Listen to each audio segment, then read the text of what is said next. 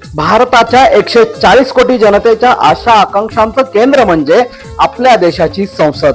आणि या संसदेत पाय ठेवताच इथली भव्यता पाहून अंगावर काटा आला. लोकशाहीच्या ताकदीची जाणीव इथे प्रत्येक पावलावर होते.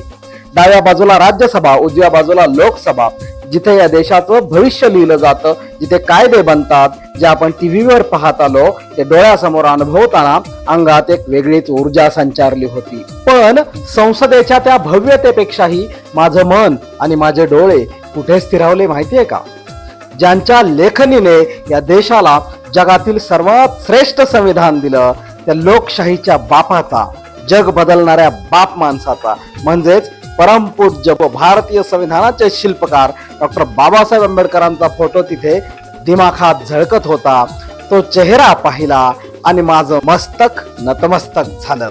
मनात विचार आला, आज या संसदेत कोणीही कितीही मोठा नेता बसू दे, पण त्या प्रत्येकाला तिथे सन्मानाने बसण्याचा अधिकार माझ्या बाबासाहेबांच्या संविधानाने दिला आहे.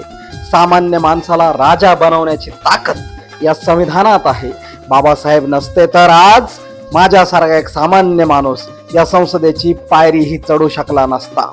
या संसद भेटीमध्ये नव्या आणि जुन्या दोन्ही संसदेमध्ये बाबासाहेबांना पाहून माझं मन भरून आलं. बांधवांनो, ही रील जर तुम्हाला